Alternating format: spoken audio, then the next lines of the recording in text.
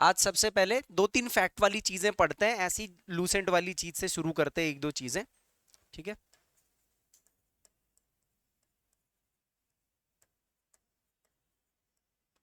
एक दो मैं बता रहा हूं, बाकी आप ऐसे वाले फैक्ट आप लूसेंट से भी बिल्ड कर लेना, शुरुआती वाले फैक्ट्स। जैसे शुरू कर रहा हूं मैं भूगोल के जनक से, है ना।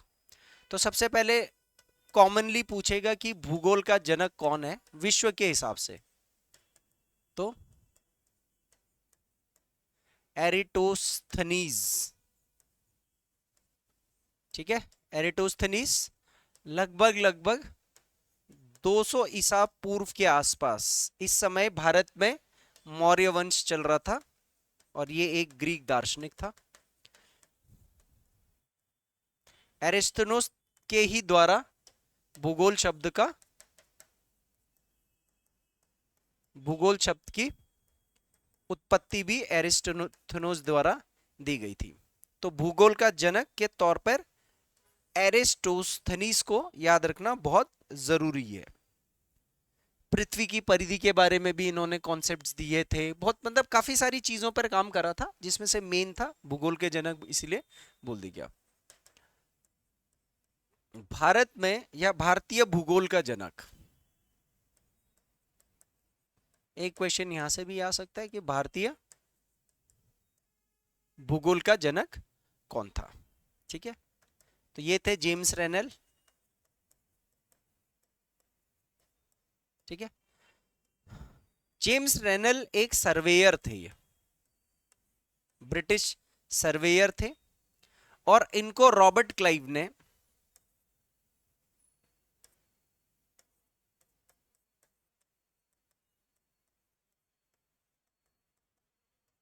नियुक्त किया था। तो ये थोड़ा सा हिस्ट्री से लिंक करने के लिए मैं बता रहा हूं। ये 1665 के आसपास रॉबर्ट क्लाइव जब बंगाल का गवर्नर बना, तो रॉबर्ट क्लाइव के पास जो बक्सर की युद्ध हुआ था, उसके बाद इलाहाबाद की संधि हुई। तो इलाहाबाद की संधि के बाद रॉबर्ट क्लाइव के पास बंगाल का दीवानी अधिकार आ गया। अब भू राजस्व कैसे वसूला जाए, उसकी पूरी सर्वे की गई। सर्वे के कॉन्टेक्स्ट में इसने एक व्यक्ति को अपॉइंट करा, जेम्स रेनल, जिसने मैप बना स्टार्ट करा, आधुनिक मैप, भारत के जो आधुनिक मैप है। और वहीं से जेम्स रेनल को भारतीय भूगोल का जनक बोल दिया है। तो इस तरीके से दो व्यक्ति विशेष के नाम, ये जीके है, कोई इतना वो इंपॉर्टेंट उस दृष्टि से नहीं है। अब मैं आ रहा हूं, सबसे पहले देखो हमने कैसे पढ़ना है, ठीक है। हमने सबसे पहले पढ़ना है हमने ब्रह्मांड, ठीक है। ब्रह्मांड के अंतर्गत आकाशगंगा, आकाशगंगा के अंतर्गत सौरमंडल, और सौरमंडल के अंतर्गत ग्रह या अन्य चीजें। तो मेरी जो अप्रोच अभी जाएगी फिलहाल, वो कैसे जाएगी? ब्रह्मांड, आकाशगंगा, सौरमंडल, ग्रह, उपग्रह, क्षुद्र ग्रह, उल्कापिंड, और जो खगोलीय धूल, खगोलीय गैस, एस्ट्रॉइड, ठीक है, क्षुद्र ग्रह, ये सारे के सारे चीजें का मैं सब कुछ बताऊंगा आपको यहाँ पर, मतलब ना, क्योंकि ये खगोल विज्ञान चल रहा है। तो उसके बाद हम फिर आएंगे पृथ्वी पर, और फिर पृथ्वी के बाद फिर पृथ्वी के फैक्ट्स, और उसके बाद फिर हमारा असल भौतिक भूगोल, जो कि भू आकृति वाला भूगोल है, वो शुरू हो जाएगा, ठीक है।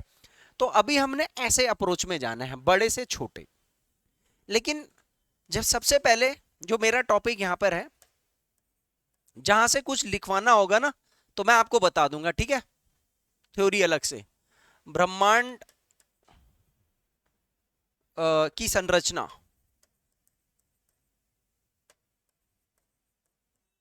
से संबंधित, या मैं ब्रह्मांड की संरचना नहीं, ब्रह्मांड की खोज से संबंधित इतिहास, थोड़ा सा यहां से जाते हैं, फिर असली ज्योग्राफी की तरफ आएंगे। शुरुआत के थोड़े से ये टॉपिक्स इसी तरीके के रहते हैं, ठीक है। अब देखो, ब्रह्मांड की खोज ना हम पता है कैसे करेंगे? बड़े से छोटा नहीं करेंगे। हमें नहीं पता था कि ब्रह्मांड कितना बड़ा है, पहले के लोगों ने तथ्य उसी आधार पर निकाले होंगे जो चीजें उनको दिखी होगी। उसके बाद जब उनको चीजें दिखती रही तो कुछ ना कुछ वो मूल्यांकन करते रहे तो कुछ ना कुछ तर्क निकालते रहे। और उसके बाद जब मशीनें बननी शुरू हो गई, दूरबीन बननी शुरू हो गई, तो दूरबीन के बाद फिर उस दूरबीन की ही टेक्नोलॉजी में नई नई चीजें आती रही, जो कि अभी भी चली रही है। तो हम थोड़ा सा रिवर्स क्रोनोलॉजी में जाएंगे यहां पर, और मैं आपको यहां पर थोड़ा सा ब्रह्मांड के, थोड़ा सा फिजिक्स के तथ्य तर्क बताऊंगा। तो ब्रह्मांड की खोज में कैसे करूंगा आप देखते जाइए। सबसे पहले ब्रह्मांड कुछ था नहीं, पहले केवल दो चीजें चल रही थी लोगों के दिमाग के अंदर, पृथ्वी, सूर्य, चंद्रमा। तो पृथ्वी और सूर्य के एक संबंध चल रहा था। तो शुरुआती दौर में ये ब्रह्मांड के खोज से संबंधित अब शुरू हो गया, ठीक है। पृथ्वी, सूर्य, केंद्र, अवधारणाएं। सबसे पहले ब्रह्मांड की खोज के लिए पृथ्वी और सूर्य के केंद्र की अवधारणाएं शुरू हो जाती है। लड़ाई ये होती है कि कौन केंद्र में है। आपको मैं एक तथ्य बता रहा हूं, यहीं पर आप कहीं पर ऐसे ही लिख लेना, ऋग्वेद का एक मंडल है, 10वां मंडल, और इसके अंदर इसने ब्रह्मांड के बारे में बता रखा है। और ब्रह्मांड के बारे में ऋग्वेद बोलता है कि ब्रह्मांड एक सतत इकाई है। सतत इकाई है। सतत इकाई का मतलब कि ब्रह्मांड का ना तो निर्माण हुआ है, ठीक है, ना इसका विनाश है। यह एक अपने आप में निरंतर सतत इकाई है, जो है जैसा है यही है, ना ये बना है ना ये नष्ट होगा। लेकिन अगर आप प्रकृति का नियम देखोगे ना, हर चीज की लाइफ है, हर चीज का जीवन है। सर आपको मैं बता दूं, अगर मैं ये जो जीव पदार्थ या निर्जीव पदार्थ, जो भी आप चीज लोगे ना, हर चीज का एक जीवन है। मैं आपको बता रहा हूं, हर चीज के एक रूप का दूसरे रूप में रूपांतरण होना, परिवर्तित होना, इसका एक कालक्रम है। क्या पत्थर समय के अनुसार टूट फूट करके मिट्टी नहीं बन जाती है? क्या मिट्टी वापस संकुचित होकर के पत्थर नहीं बन जाते हैं? तो ब्रह्मांड के तर्कदाताओं में जो हम अगर ऋग्वेद की भी परिकल्पना करते हैं, तो ऋग्वेद तक में ब्रह्मांड का जिक्र किया गया। सोचो, अब ऋग्वेद में ब्रह्मांड क्या बोल रहे होंगे? वो जो दुनिया सृष्टि जो देख रहे हैं उसी को ब्रह्मांड बोल दिया। अब रोज वो एक ही जैसी चीज देख रहे हैं, रोज सूरज देख रहे हैं, रोज तारे देख रहे हैं, रोज चंद्रमा देख रहे हैं, रोज पेड़ देख रहे हैं, रोज गाय देख रहे हैं। वो कह रहे हैं यार, हमारी पिछली पीढ़ी ने भी देखा, हमने भी देखा, हमारी आने वाली भी पीढ़ी देख रहे हैं, तो उनके लिए तो ब्रह्मांड एक सतत इकाई होगी ना। उन्होंने बोला ये ऐसी था, ऐसा ही है, ऐसा ही रहेगा, ना इसका जन्म हुआ है ना इसका विनाश होगा, एक निरंतर इकाई है। तो ब्रह्मांड वहां तक भी है। लेकिन धीरे धीरे करके जब राजा महाराजा का दौर विकसित हुआ, जनसंख्या बढ़ी, लोगों का बौद्धिक विकास हुआ, तो दो अवधारणा शुरू होने लगी कि सौर मंडल का केंद्र कौन है। ठीक है, केंद्र कौन है? तो उस जमाने के लोगों के लिए हम ब्रह्मांड ये था कि कुछ तारे, चंद्रमा, पृथ्वी, सूर्य, ये चार चीजें थी बस। अब ये चीजें हिल रही थी, उनको हिलती हुई दिख रही है ना सब चीजें, तो वो कह रहे हैं यार कोई ना कोई तो बीच में है, तभी तो ये बार बार गोल गोल गोल गोल घूम करके वापस आ जा रही है, तो कुछ ना कुछ तो बीच में होगा ना। तो यहां से कॉन्सेप्ट शुरू हुआ। पहला कॉन्सेप्ट था भूकेंद्रित अवधारणा। ठीक है, इंग्लिश में इसको कहते हैं जियोसेंट्रिक मॉडल। इंग्लिश में भी मैं कीवर्ड सारे देता रहूंगा, जियोसेंट्रिक मॉडल। ठीक है, यह अवधारणा 140 ईस्वी में प्रस्तुत की गई थी। ठीक है, और इसको प्रस्तुत किया था टॉलोमी ने, जो कि एक ग्रीक दार्शनिक था। सारे दार्शनिक ग्रीक ही थे, बताओ। टॉलोमी के अनुसार इन्होंने बोला कि उस समय के हिसाब से ब्रह्मांड ले लो या फिर सौर मंडल ले लो, जो भी कुछ लेना है, इन्होंने बोला कि ब्रह्मांड या सौर मंडल का केंद्र कौन है? नहीं, भू केंद्रित है तो भू क्या हुआ? भू का मतलब पृथ्वी है ना? कहीं पर भी भू शब्द इस्तेमाल करेंगे इसका मतलब पृथ्वी। तो उसने बोला पृथ्वी सौरमंडल के केंद्र है, ब्रह्मांड और सौरमंडल का केंद्र पृथ्वी है, और सूर्य उसके चारों ओर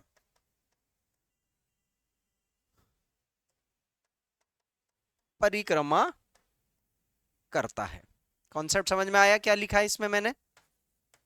एज इट इज आप भी लिखिए, मैक्सिमम थ्योरी।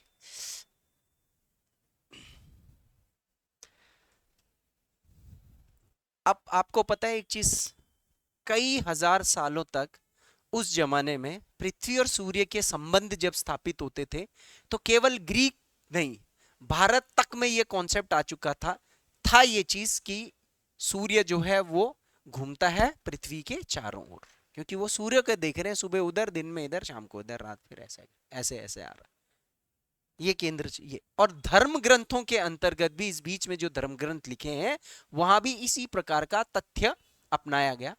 और क्योंकि वो राजा महाराजाओं का दौर ऐसा दौर था कि शासन प्रशासन और जनता का संचालन धर्म के अनुसार बहुत ज्यादा होता था, तो धार्मिक विचार कट्टरवाद ये बहुत मतलब प्रबलता से लागू होते थे। तो कोई अगर धर्म ग्रंथ के अंदर ये बात आ जाती थी और उसका विपरीत कोई तर्क निकाल करके कटाक्ष करता था या उस तथ्य को बदलने की कोशिश करता था तो उसको सजा दे दी जाती थी। बट 1543 ग्रीस में कॉपरनिकस का नाम आपने सुना होगा, सुना है कॉपरनिकस का नाम? सोलर सिस्टम की जो वैधानिक खोज है वो तो एक्चुअल में कॉपरनिकस ने ही नहीं की है ना। तो कॉपरनिकस ने सूर्य केंद्रित अवधारणा प्रस्तुत कर दी। और सर इसके लिए कॉपरनिकस को क्या फल मिला? कॉपरनिकस को क्या फल मिला अभी देखो यहां पर, अभी मैं बताता हूं। सूर्य का मतलब हमेशा याद रखना, जहां भी आप सूर्य को पढ़ोगे हीलियो शब्द से जुड़ा हुआ होता है, हीलियोसेंट्रिक मॉडल कहते हैं इसको, ठीक है। यह मॉडल आया था 1543 ईस्वी में, इसको प्रस्तुत किया गया था कॉपरनिकस के द्वारा। यह भी कौन था? एक ग्रीक दार्शनिक था। लेकिन कॉपरनिकस की बदकिस्मती यहां पर थी, यहां पर कॉपरनिकस ने कहा कि सौरमंडल या ब्रह्मांड का केंद्र सूर्य है और पृथ्वी उसके ओर परिक्रमा करती है। ईसाई धर्मगुरुओं ने इसका कटाक्ष किया, कॉपरनिकस नहीं माना, राजा को बोला सजा दो, क्योंकि उस समय धर्म के विरुद्ध जाने पर सजा दी जाती थी। तख्ते पर लटका करके सरे कलम करवा दिया, सूली पे चढ़ा दिया कॉपरनिकस को, इस खोज को करने के लिए। सोचो, हम ये भी बोल देते हैं कि सौर मंडल की खोज करता कौन है? कॉपरनिकस। लेकिन कॉपरनिकस ने कुछ भौतिकी के तथ्य को प्रस्तुत करके यह अवधारणा निकाली होगी, जिन तथ्यों का उजागर नहीं हुआ। लेकिन आगे चल करके जब टेलीस्कोप बना, और जब टेलीस्कोप बना तो 1781 में हर्शल, ठीक है, 1781 में जब हर्शल टेलीस्कोप बना तो हर्शल ने यह चीज को सिद्ध कर दिया। तो आधुनिकता के आधार पर सौर मंडल का खोज करता तो हर्शल है, वैसे देखा जाए तो, ठीक है। उस पर भी मैं अभी आऊंगा, वो भी मैं बताऊंगा, लेकिन अभी आपको ये दो मॉडल समझ में आए। तो अब यहां पर भूकेंद्रीय अवधारणा क्या थी? भूकेंद्रीय अवधारणा का मतलब क्या था? पृथ्वी केंद्र है और आप ऐसे ऐसे ऐसे करके सूर्य को चक्कर लगवाओ। इसके डायग्राम भी बनाना है, कौन किसके चारों तरफ घूम रहा है? सूर्य, चांद, तारे सब घूम रहे। और सूर्य केंद्रित वाला तो आप पढ़ोगे ही, सूर्य बीच में और इस तरीके से पृथ्वी को घुमाओ, ये अवधारणा प्रस्तुत की गई। दोनों अवधारणा समझ में आई। तो पहले इस पृथ्वी पर कौन सा वाला अवधारणा प्रस्तुत किया गया, भूकेंद्रित या फिर सौर केंद्रित? हाँ, पहले भूकेंद्रित फिर सौर केंद्रित। ठीक है, कहानी चल रही है धीरे धीरे करके 140 से लेकर के मैं 1543 ईस्वी में आ गया हूं। अब 1543 के आगे आता है टेलीस्कोप का खोज यानी दूरबीन की खोज। क्योंकि जब तक दूरबीन की खोज नहीं होगी, लोग अपने अपने तथ्य को एक अनुमानित रूप से लगा रहे होंगे। लेकिन जैसे ही टेलीस्कोप आ जाएगा तो उसके साथ साथ एक दृश्यता, और दृश्यता के साथ साथ मैथमेटिक्स के भी इसमें तर्क जुड़ जाएंगे। टेलीस्कोप की खोज किसने करी थी, कुछ है आइडिया? ऐसी कौन बनेगा करोड़पति टाइप का क्वेश्चन है आप तो। ये पहले तो बहुत आते थे। हुँ?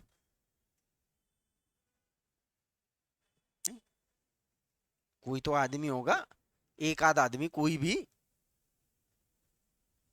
गैलीलियो का नाम सुना है? क्यों सुना है गैलीलियो का नाम? सुना तो है किसी चीज के लिए। खैर हम इनमें नामों में ज्यादा नहीं जाएंगे। ज्योग्राफी में गिन चुन करके 10-12 लोगों के नाम पढ़ने हैं बस। वो भी शुरुआत में पढ़ने, बाद में तो वो भी नहीं पढ़ने। बाद में तो बस वो जलवायु वाले में कोपन वोपन वो 2-3 बस यही आएंगे। अब दौर आता है किसका, ब्रह्मांड की खोज चल रही है अभी, ठीक है। अब ब्रह्मांड की खोज में आता है दूरबीन का दौर। ठीक है, अब यहां पर मुझे 2-3 डेट्स चाहिए। 1608 ईस्वी, 1609 ईस्वी, 1600 सॉरी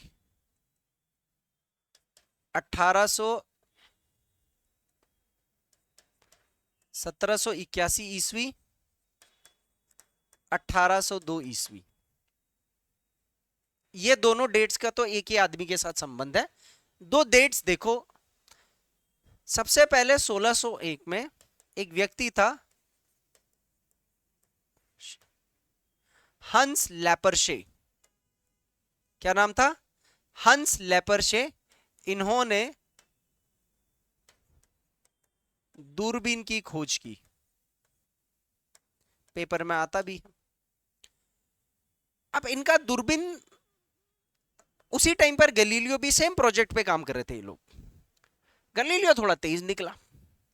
हंस लेपर्शे का जो दूरबीन था उसकी दूरदर्शिता, दृश्यमयता बहुत ज्यादा नहीं थी। कॉन्सेप्ट वही था जिस पर वो डिस टेक्नोलॉजी पे लेंस डेवलप कर रहा था। क्योंकि दूरबीन किस पे काम करता है, लेंस पे काम करता है। तो लेंस पर ये भी वही काम कर रहा था, गैलीलियो भी वही काम कर रहा था। तो इसने लेंस मतलब दूरबीन निकाल तो दिया था। तो अगर पूछा जाए दूरबीन का खोजकर्ता किसने किया, तो इन्होंने। लेकिन ठीक अगले साल गैलीलियो आता है। ये विश्व का प्रथम व्यवहारिक दूरबीन की खोज करता है। व्यवहारिक दूरबीन, इसको कहते हैं कमर्शियल टेलीस्कोप। अब एक टेलीस्कोप होता है ना, जैसे आप लोग खरीदते हो आजकल छोटा मोटा टेलीस्कोप दूरबीन, ओ यहां से उस वो वाला पहाड़ थोड़ा नजदीक दिख गया। तो पृथ्वी पर तो कोई चीज को नजदीक दूर करना वो तो हेंस लेपर्शे के टेलीस्कोप से हो रहा था। लेकिन ऊपर आसमान में कोई चीज देखनी हो मुझे, तो उतनी ज्यादा उस लेंस की कैपेबिलिटी नहीं थी, और गैलीलियो ने निकाल दिया। अब गैलीलियो ने जब टेलीस्कोप निकाला, तो गैलीलियो ने जो टेलीस्कोप बनाया, यहां पर पहली बार दूरबीन द्वारा सौर मंडल देखा गया। इन्होंने कुछ ग्रह हैं जैसे मंगल हो गया, बुध हो गया, इस तरीके के ग्रह, छोटे मोटे ग्रह देखने शुरू कर दिए थे। जुपिटर हो गया, शनि हो गया, यहां तक हम टेलीस्कोप से देख पा रहे थे। लेकिन अगर मैं टेलीस्कोप हटा दूं तो वही चीज मुझे आंखों से भी दिख जा रही थी। शनि तक का ग्रह आपको अभी भी आंखों से दिख जाएगा। लेकिन अभी आप, अगर आपको पता नहीं होगा कि ये शनि है, तो नग्न आंखों से देखो तो वो तारा दिखेगा आपको एक्चुअल में, है ना। लेकिन जब उसको टेलीस्कोप से देखोगे तो आपको पता लग जाएगा, जो अभी सैटेलाइट की पोजीशनिंग के हिसाब से पता लग जाएगा ये है। तो इसका मतलब वो जो तारा जो चमचमाता हुआ आप आंखों से शनि तक दिख सकते हो। तो वही चीज गैलीलियो के टेलीस्कोप से वहां तक तो दिख रहा था, शनि तक दिख रहा था, बट वो नग्न आंखों से भी देखा गया। 1781 हर्शल, एक ये वैज्ञानिक, बहुत ही पावरफुल, बहुत ही जबरदस्त टेलीस्कोप का इसने आविष्कार किया और कुछ तारों का अध्ययन कर रहा था, और वहां पर उसने अरुण नाम का ग्रह, जिसको यूरेनस बोलते हैं, अरुण नाम के ग्रह की खोज कर दी। तो टेलीस्कोप के द्वारा खोजा गया पहला ग्रह अरुण ग्रह था। ठीक है, तो यहां पर 1780 में हर्शल द्वारा विकसित टेलीस्कोप, टेलीस्कोप का मतलब क्या हो गया, दूरबीन से अरुण ग्रह की खोज की गई। यहां पर एक नोट लिख लेना, दूरबीन द्वारा खोजा गया प्रथम ग्रह। ठीक है, एक नोट लिख लेना, दूरबीन द्वारा खोजा गया प्रथम ग्रह कौन सा था, अरुण ग्रह, इंग्लिश में इसको यूरेनस बोलते हैं। ये जो ग्रह है, पता है यूरेनस, पता कैसा ग्रह है, सारे ग्रह ना ऐसे घूमते हैं पश्चिम से पूर्व। ठीक है, ये उसका उत्तरी ध्रुव, ये इसका दक्षिणी ध्रुव, और समझ लेते हैं जैसे ये सूर्य है। ठीक है, ये सूर्य है, ऐसे घूम रहा है, ऐसे है। ठीक है, अरुण ग्रह पता कैसे घूमता है, ऐसे है, वो उल्टा है, मतलब ये लगा लो ऐसे है, ऐसे ऐसे घूम रहा हो, ये ऐसे घूम रहा है, अरुण ग्रह ऐसे, सूर्य के सामने उसका ध्रुव है, और हमारा ध्रुव सूर्य के सामने नहीं है, हमारा तो भूमध्य रेखा है सूर्य के सामने, इसका उत्तरी ध्रुव उधर है, दक्षिणी ध्रुव उधर है, और ऐसे घूमता ही है, ऐसे ऐसे ऐसे। तो सोचो इसके एक ध्रुव में हमेशा रोशनी रहती है, दूसरी ध्रुव में कभी रोशनी आती नहीं है, क्योंकि ऐसे जाएगा, ऐसे जाएगा, ऐसे जाएगा, ऐसे ऐसे ऐसे ऐसे ऐसे, ऐसा ग्रह है ये, सोचो टेढ़ा ग्रह है, इसको लेटा ग्रह भी बोलते हैं। तो हर्शल ने निकाल दिया जबरदस्त टेलीस्कोप, और उसने पहला ग्रह की खोज कर दी, जो कि केवल टेलीस्कोप से देखा जा सकता है, आप उसको नग्न आंखों से नहीं देख सकते, इसलिए टेलीस्कोप के द्वारा, दूरबीन के द्वारा देखा जाने वाला पहला ग्रह ये है। ठीक है, इसके बाद क्योंकि हर्शल ने इतना पावरफुल टेलीस्कोप जब विकसित कर दिया था, तो ये तारों का अध्ययन कर रहा था, ये तो ग्रहों का भी अध्ययन नहीं कर रहा था, और तारों के अध्ययन करते करते करते ये जैसे जैसे नए नए लेंस बनाता गया, तो कुछ दूरी अगला लेंस और अच्छी क्वालिटी का, और दूरी और दूरी और दूरी, तो जैसे जैसे दूर जाता गया होगा तारों को देखने के लिए, तो क्या दिख रहे होंगे उसको, तारे ही तो दिख रहे होंगे भाई। उसने बोला यहां से यहां तारे दिखे, फिर थोड़ा और पावरफुल लेंस लगाया, और आगे के तारे दिख के, फिर और पावरफुल लेंस लगा रहा है, और आगे के तारे दिख रहे। वो कह रहा है, ओ भाई साहब, हम तो सौर मंडल ही समझ रहे थे, तब तक सौर मंडल की अवधारणा आ चुकी थी, ग्रहों की अवधारणा हो चुकी थी। और सर हमारे धर्म के अंदर जाओगे तो सर ग्रहों की अवधारणा तो ऋग्वेद में ही हो चुकी थी, आपके वैदिक मंत्रों में ग्रहों का स्पष्ट उल्लेख है, मगर फिर ये विवादित भी है सर। तो 1802 में हर्शल के द्वारा ही जबरदस्त अपने टेलीस्कोप के माध्यम से किसकी खोज की गई, आकाशगंगा की खोज। किसकी खोज की, आकाशगंगा की खोज। अब आपको पता है आकाशगंगा क्या होती है, जरा यहां से थोड़ा ऊपर आऊंगा मैं वापस, ठीक है, ये लिख दिया आपने। आकाशगंगा की खोज किसने करी, हर्शल ने। सौर मंडल की खोज किसने करी, गलीलियो ने।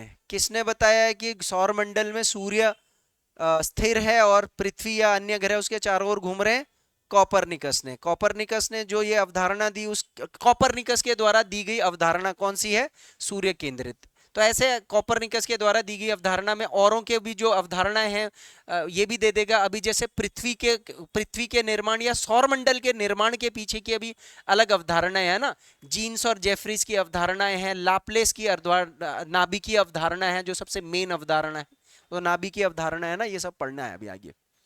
अभी देखो मैंने क्या बोला था, मैं कैसे जाऊंगा, ब्रह्मांड की खोज करने के चक्कर में हमें अब क्या मिल चुकी है, आकाशगंगा। तो ये तो हमें मिल गया था, ये भी मिल गया था, अब हमें ये मिल गया, ये मिल गया तो ब्रह्मांड के कॉन्सेप्ट भी सामने आ ही जाएंगे। तो यहां तक पहुंच गए। ये पहले किसने पता किया था? ये गैलीलियो के टेलीस्कोप से पता लगा, ठीक है। और ये हर्शेल के टेलीस्कोप से आकाशगंगा की खोज हुई है। लाखों तारों के समूह को आकाशगंगा कहते हैं, और इस ब्रह्मांड में अनुमानित है कि लाखों ही आकाशगंगाएं होंगी। यहां तक की कहानी, अभी तक इसमें कोई ऐसा नहीं है कि दिमाग लगाना पड़े, ये सब तथ्य तर्क है, ये खगोल विज्ञान के अंतर्गत की बातें हैं, तो इसमें कोई बहुत ज्यादा नहीं जाना है। तो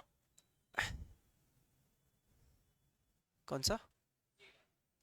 अच्छा, भूगोल के जनक का नाम है एरिटोस्थनीस।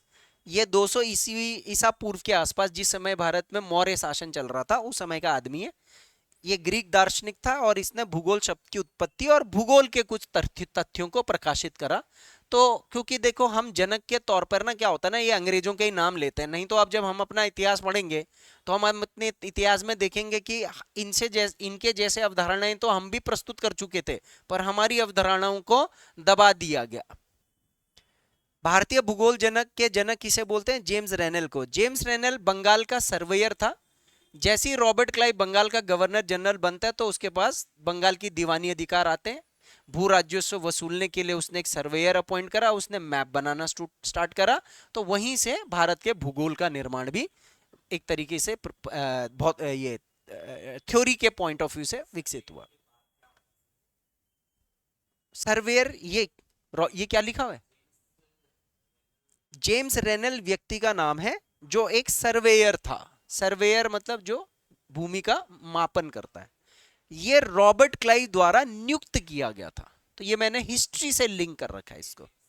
हाँ, एक सर्वेयर था, इसने मैप बनाने शुरू करे, तो इसको भारत के भूगोल का जनक बोलते हैं, ठीक है। हाँ, अब आते हैं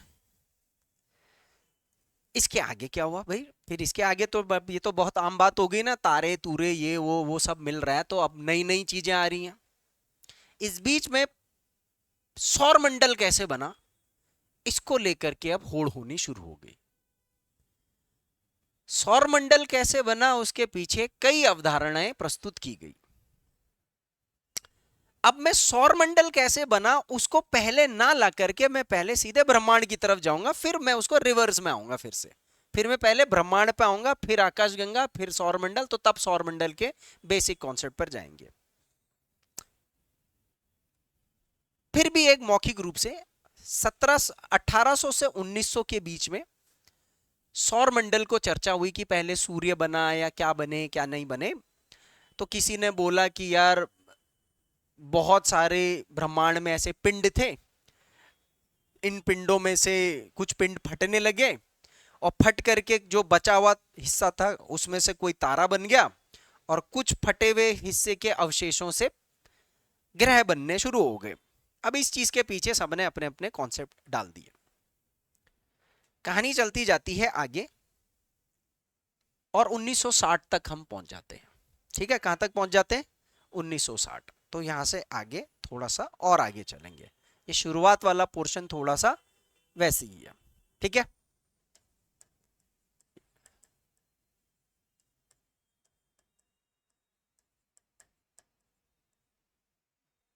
ब्रह्मांड की उत्पत्ति को लेकर के होड़ मचने लग जाती, ब्रह्मांड बना कैसे, बना कैसे, बना कैसे। मैं आपको यहां पर ब्रह्मांड की उत्पत्ति को लेकर के अभी जो लेटेस्ट, जो सबसे निवर्तमान सिद्धांत है, उन सिद्धांतों के बारे में यहां पर बताना चाहूंगा, ठीक है। Latest concepts. एक कॉन्सेप्ट है महाविस्फोटक सिद्धांत, सुना है आपने? सुना है? आप लोगों ने पहले भी पढ़ी होगी ज्योग्राफी। ये ज्योग्राफी जो अभी मैं पढ़ा रहा हूं ना, ये वाली, ये कोई बहुत काम की ज्योग्राफी नहीं है। ये बस क्या है, एक लिंक बनाने के लिए मैं शुरू कर रहा हूं बस। तो महाविस्फोटक सिद्धांत, ठीक है। और एक आएगा हिग्स बोसॉन, गॉड पार्टिकल सिद्धांत, सुना है इसके बारे में?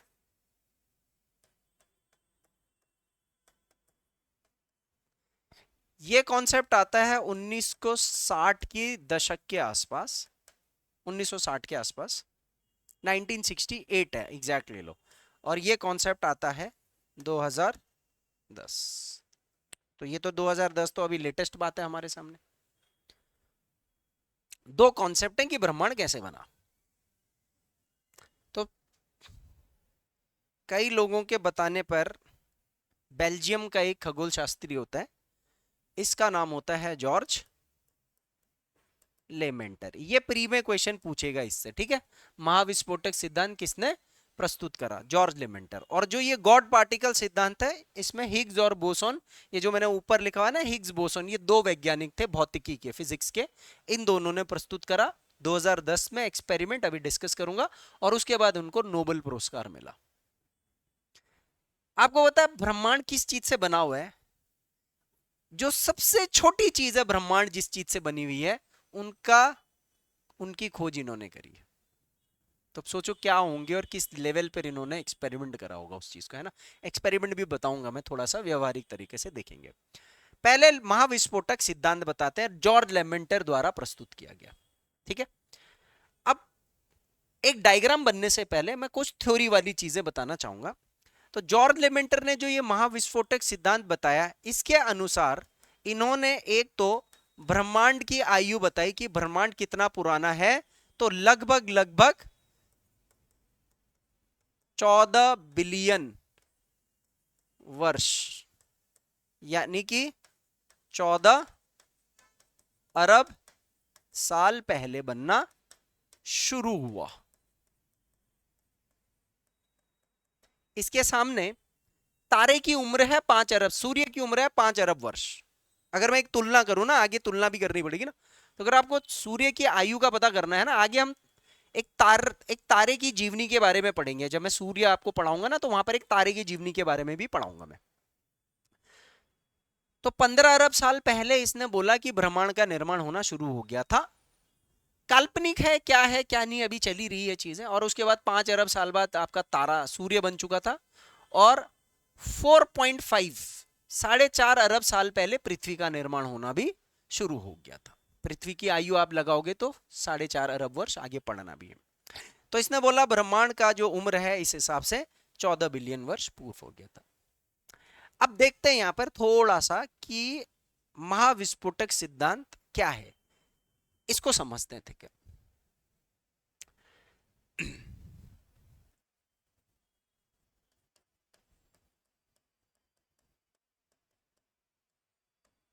14 अरब साल पहले ब्रह्मांड एक बहुत छोटा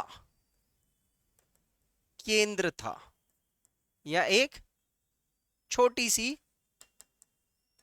नाभिका थी। नाभिका का मतलब आप समझते हो क्या होता है? नाभिका, न्यूक्लियस। वैसे तो साइंस में न्यूक्लियस होता है ना। न्यूक्लियस क्या होता है? छोटी सी चीज होती है। जैसे हमारी ये नाभि होती है ना, ये भी तो नाभिका है। तो नाभि में क्या हो रहा है? सारा स्किन इकट्ठा होकर के एक गांठ जैसे बन रही है, नाभिका। तो एक नींबू के बराबर इसने बोला कि ब्रह्मांड था। मतलब आज का हम ब्रह्मांड सोच सकते हैं कि नींबू होगा? नहीं। अब उसने बोला 14 अरब साल पहले एक छोटा सा पदार्थों का, किस चीज का? पदार्थों का एक छोटा सा, इसी छोटे से नींबू के अंदर पूरा ब्रह्मांड छुपा हुआ था, कह रहा है। और इसके अंतर्गत 4 बल लग रहे थे। कितने बल लग रहे थे सर? कितने फोर्स काम कर रहे थे इस नाभिकी के अंदर? 4 बल काम कर रहे थे सर। पहला बल गुरुत्व। आपने गुरुत्वाकर्षण बल सुना है? ग्रेविटेशनल फोर्स, ये तो कॉमन है, हमने आगे तक पढ़ना है। वेरी गुड जी। आपने परमाणु बल, बम सुना है? न्यूक्लियर, न्यूक्लियर फोर्स, परमाणु, जो परमाणु बम फटता है तो उसमें कुछ बल ही तो होता है ना, वो वाला। इसके अंदर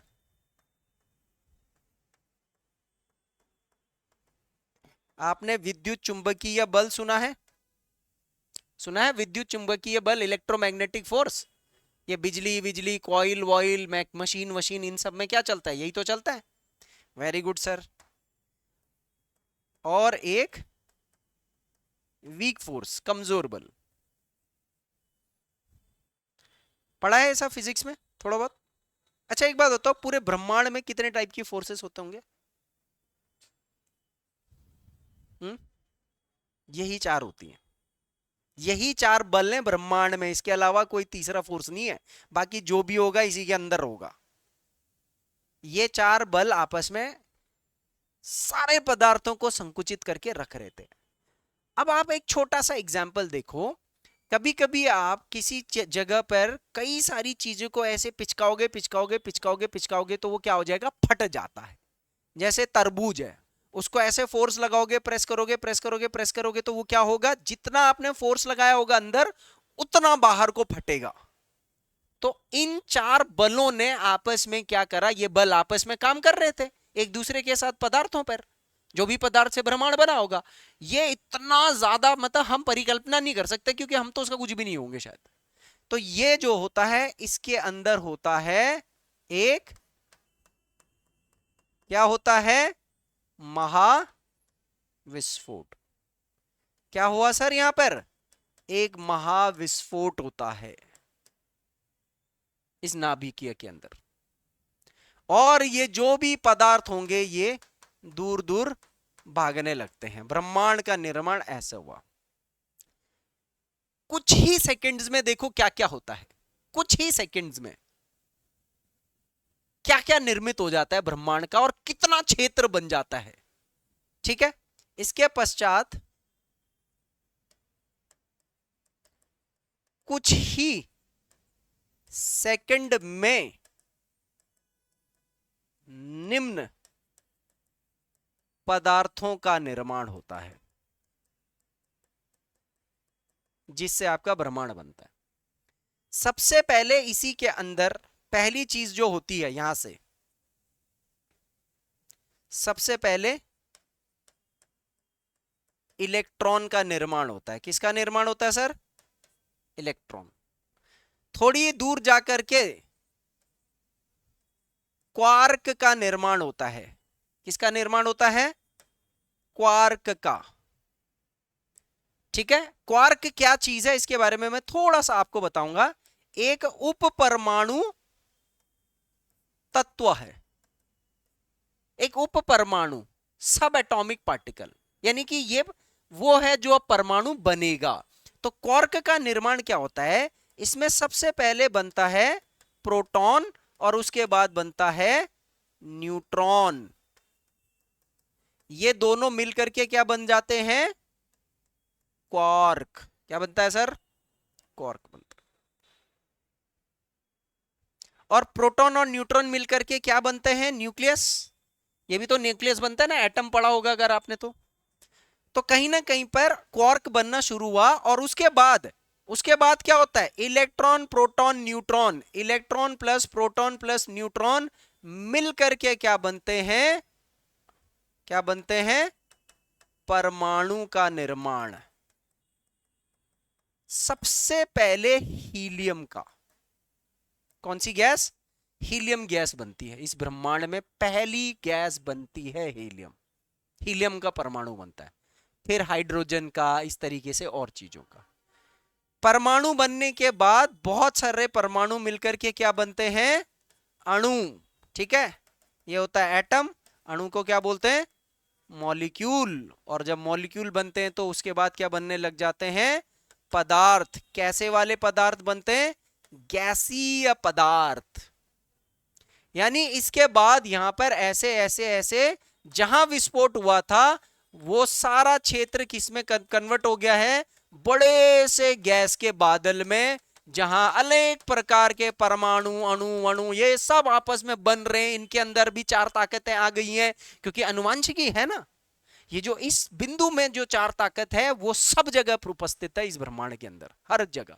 पृथ्वी पर भी चारों ताकत है। तो संकुचन, फटा, और उसके बाद विस्तार, और उसके बाद ये फैलता गया फैलता गया फैलता गया फैलता गया फैलता गया। अब उसके बाद क्या होता है यहां से आगे, ये जो गैसीय बादल है इस पे अलग अलग जगह पे फिर से यहां पर ऐसे क्षेत्रीय संकुचन होने लग जाता है। क्या होने लग जाता है? क्षेत्रीय संकुचन, यानी कि इधर के पदार्थ आपस में यही चार बल के कारण फिर आपस में चिपकने लग जाते हैं। अरे भाई ये क्या लैला मजनू लगा रखा है, कभी लड़ रहे हो तो दूर बिछड़ जा रहे हो, उसके बाद फिर दूर एक साथ आ जा रहे हो। यही यूनिवर्स है सर। गैसीय पदार्थ के बाद क्या होता है?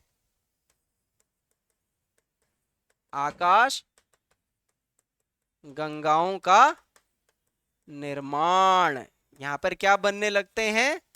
तारों का निर्माण। क्या बनता है? अलग अलग जगह पर यहां पर क्या बन रहा है? तारा बन रहा है। एक बादल पर एक तारे का समूह, तो एक आकाशगंगा, दूसरी आकाशगंगा, तीसरी आकाशगंगा, चौथी आकाशगंगा, अनेक जगहों पर तारे तारे तारे तारे तारे तारे तारे बनने लग जाते हैं। तारों का जब निर्माण होता है आकाशगंगा के अंदर, तो उसके बाद किसका निर्माण होता है? ग्रहों का निर्माण। ग्रहों के निर्माण के बाद किसका निर्माण होता है? ग्रहों का निर्माण हो गया, या फिर इसके साथ साथ बाकी सब एक साथ चल रहा है। उपग्रहों का निर्माण, और इसके साथ साथ खगोलीय धूल, गैस, उल्कापिंड,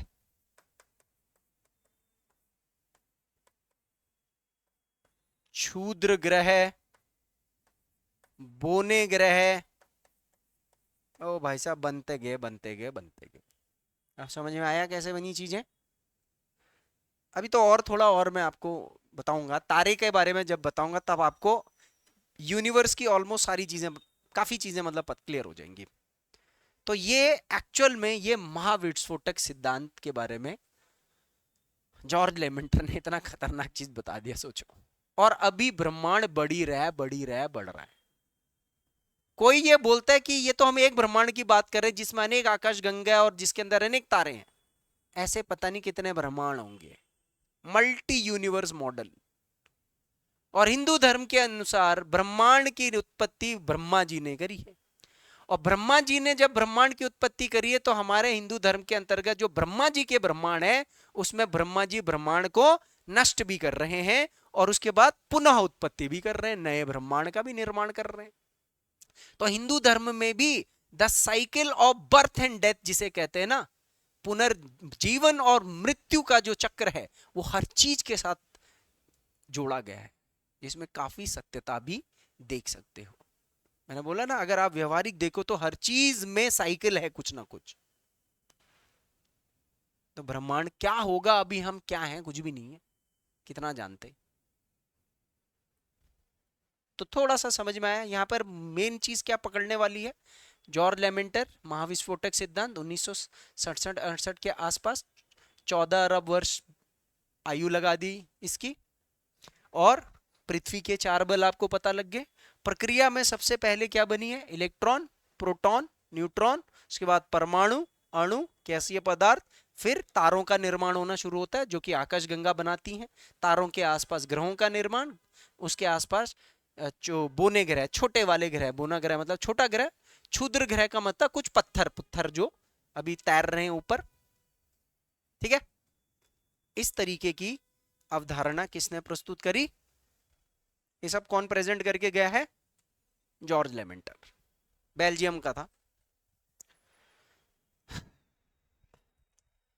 अब देखो ना, साइंटिस्ट, साइंस बहुत तगड़ी चीज है। हम स्टडी कर रहे हैं इस महान और विशालकाय ब्रह्मांड की उत्पत्ति, कि ये बना कैसे है, और हम वो बना कैसे उसको जानने के लिए वो जिस चीज से बनना शुरू होगा वो छोटी से छोटी चीज को जान रहे। क्योंकि बड़ा तो हमें पता लग गया, बड़ा तारा है, आकाशगंगा है। आकाशगंगा में तारे भी आते, ग्रह भी आता है, धूल कण आता है, खाली जगह भी है जो आकाशगंगा में, ये खाली जगह भी तो ब्रह्मांड का ही तो हिस्सा है, ये भी तो किसी चीज से बना होगा। इसको अदृश्य पदार्थ कहते हैं, अभी इसके बारे में बताऊंगा मैं आगे। तो हमने बोला यार ये सब छोटी छोटी चीजों से बना। अच्छा, आकाशगंगा किससे, तारा, तारा किससे बना है, ग्रह किससे बना, ये तत्वों से बना हुआ है। तत्व किससे बना हुआ है, परमाणु, अणु से बना। अणु किससे बना हुआ, परमाणु। परमाणु, परमाणु की खोज कर दी रदरफोर्ड ने, कर दी। रदरफोर्ड ने को परमाणु की खोज करी। परमाणु किससे बनता है, फिर पूछा, अरे इलेक्ट्रॉन की खोज, फिर प्रोटॉन की खोज, न्यूट्रॉन की खोज हो रही है। अब साइज में इलेक्ट्रॉन, प्रोटॉन और न्यूट्रॉन में सबसे छोटा है प्रोटॉन। ब्रह्मांड की सबसे छोटी चीज पता लगी हमें, क्या पता लगी, प्रोटॉन पता लग चुकी थी। हमने बोला यार इससे भी तो छोटा कुछ होगा, और अंदर घुसते पता लगाते। क्योंकि जैसे आप घर बना रहे हो, अब मैं बोलूंगा यार ये कमरे किससे बने हुए, अरे ये तो प्लस्तर से बना हुआ है। अरे नहीं, प्लस्तर खोला खोला देखा वहां तो ईंट लगी हुई है।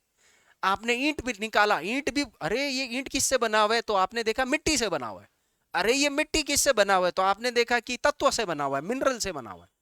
अरे ये मिनरल किससे बना हुआ है, तो आपने देखा एलिमेंट से बना हुआ है। एलिमेंट किससे बना हुआ है, एटम से, मॉलिक्यूल से। ये दिमाग में चल रहा है ना, ब्रह्मांड में भी ऐसे ही चल रहा है। तो अभी जॉर्ज लेमेंटर के बाद से लेकर के 2010 तक ब्रह्मांड की सबसे छोटी इकाई प्रोटॉन हमें पता थी।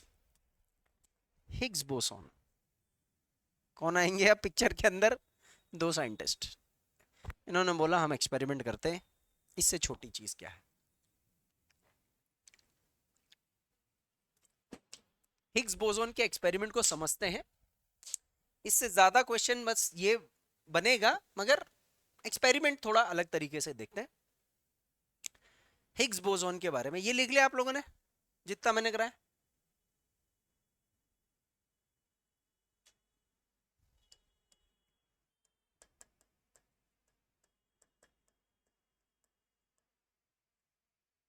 God particle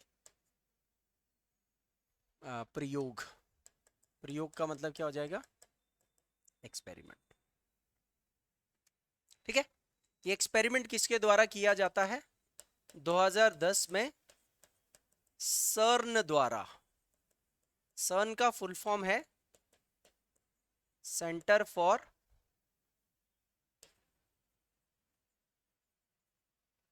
European research on nuclear. ब्रह्मांड के कोई भी कॉन्सेप्ट को, किसी ग्रह या कोई भी चीज की खोज हुई है, उसमें नासा वासा बहुत सारी चीजें करता है ना, जब तक सन ने अप्रूवल नहीं दिया, तब तक वो चीज विश्व में परिमाणित नहीं मानी जाएगी। उसको प्रमाणित करना है तो सन प्रमाणित करता है। तो सन के अंतर्गत एक एक्सपेरिमेंट होता है। दो वैज्ञानिक, अच्छा स्थान, एक प्रयोग किया गया, किस स्थान पर किया गया, जेनेवा। जेनेवा कहां पर है, कहां पर है भाई, स्विट्जरलैंड। जेनेवा में एक प्रयोग किया गया। ठीक है, क्या जानने के लिए, ब्रह्मांड की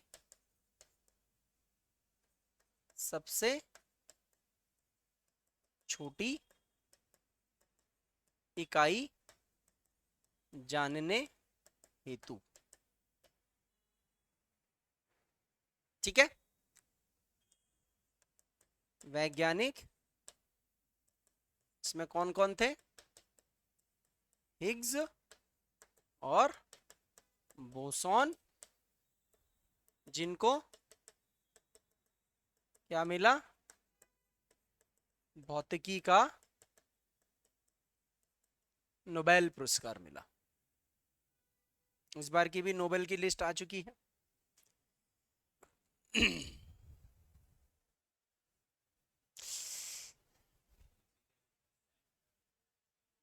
रिसर्च ऑन न्यूक्लियर, यूरोपीय परमाणु अनुसंधान केंद्र, आप हिंदी में भी लिख सकते हो इसको। ठीक है, यूरोपीय परमाणु अनुसंधान केंद्र।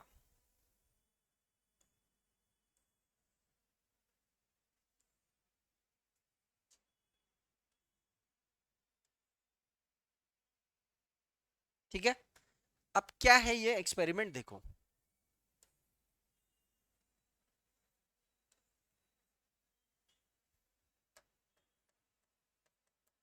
शहर प्रॉपर जेनेवा शहर के नीचे किया गया, प्रॉपर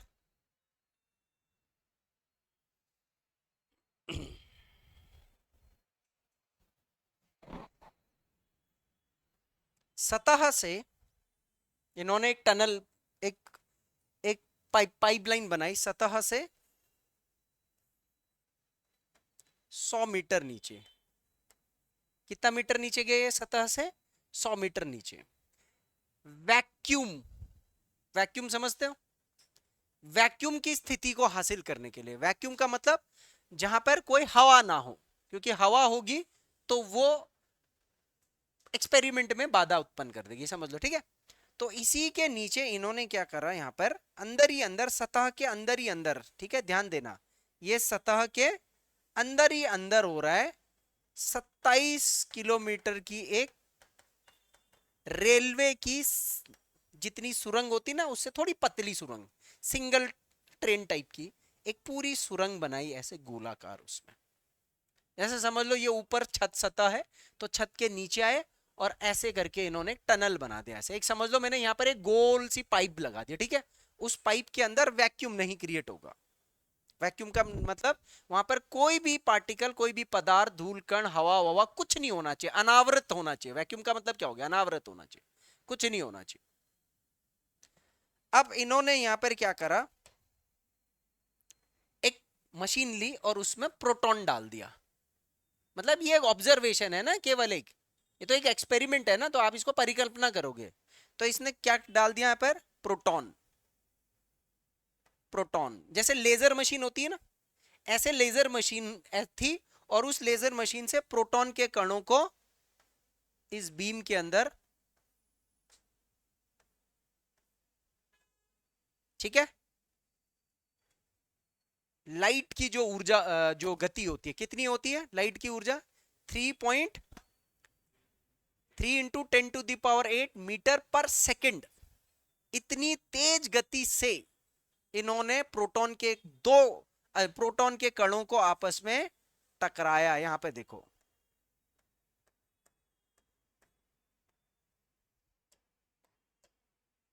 टक्कर लगी, धूम धड़ाम, धूम धाम, धूम धाम। यहां पर प्रोटॉन के कण आपस में क्या कर रहे हैं? टक्कर लगा। आप ध्यान दो, यहां से प्रोटॉन के एक बीम छोड़ी, यहां से एक बीम छोड़ी, समझ लो ऐसी कर लो, वो आप वहां खड़ो, मैं यहां खड़ा हूं, मैं यहां पर लाइट की स्पीड से प्रोटॉन फेंकता हूं, आप वहां से लाइट की स्पीड से प्रोटॉन फेंको, और प्रोटॉन को हम मशीन के अंदर देख सकते हैं, क्योंकि वो ब्रह्मांड की सबसे छोटी इकाई है, और हमारे पास वो तकनीक है जिससे हम प्रोटॉन को देख सकते हैं, ठीक है। क्या हुआ होगा जैसे ये दोनों ये प्रोटीन के कण यहां पे टकराए होंगे? क्या हुआ होगा बताओ? क्रिएट हुई होगी, टक्कर लगी होगी, दो पत्थर आपस में टकराऊंगा, क्या होगा बताओ?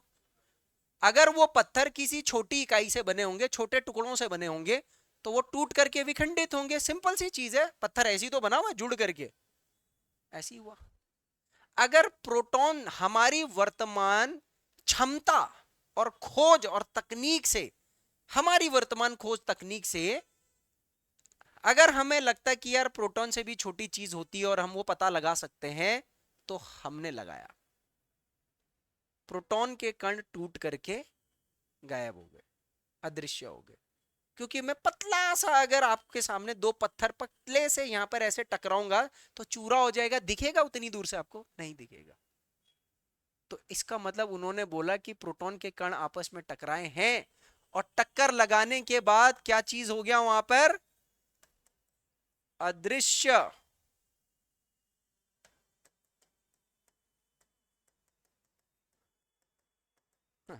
अदृश्य खोज की पदार्थ होगी, इसको क्या बोला गया? Dark matter.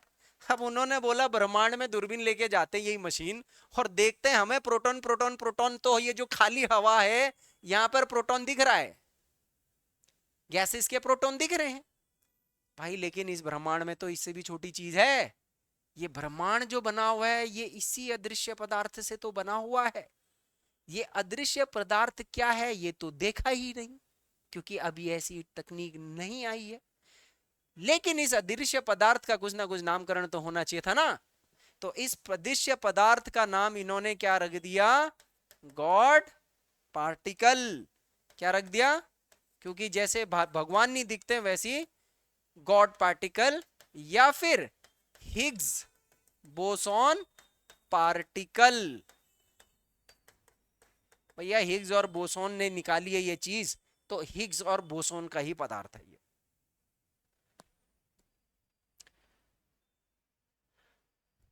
ठीक है, अब आप यहां पर ऐड करना फ्लो चार्ट में या नीचे लिखना परिणाम। ठीक है, ये आप लिखो यहाँ परिणाम, थोड़ा मैं थ्योरी में लिखवा रहा हूँ, बोर्ड पे लिखते लिखते थक गया मैं। परिणाम लिखो। लिखो प्रोटॉन, ब्रह्मांड की छोटी इकाई, सबसे छोटी इकाई प्रोटॉन, ब्रह्मांड की सबसे छोटी इकाई प्रोटॉन के कणों को प्रकाश की गति से टकराया गया,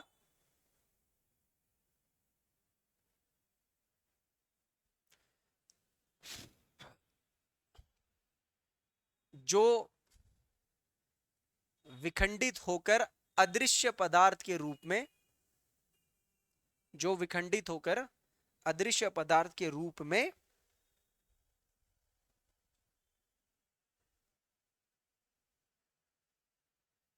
बने। अर्थात सॉरी, परिणाम स्वरूप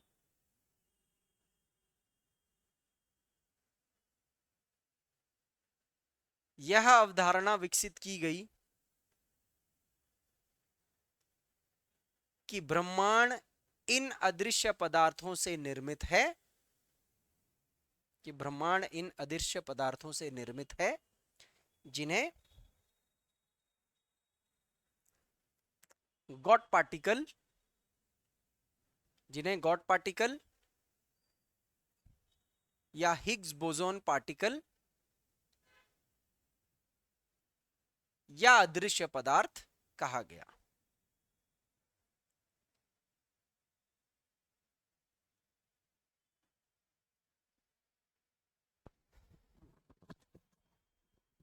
ठीक है, तो अभी तक की जो लेटेस्ट खोज है, उस लेटेस्ट खोज के आधार पर ब्रह्मांड इस चीज से बना हुआ है।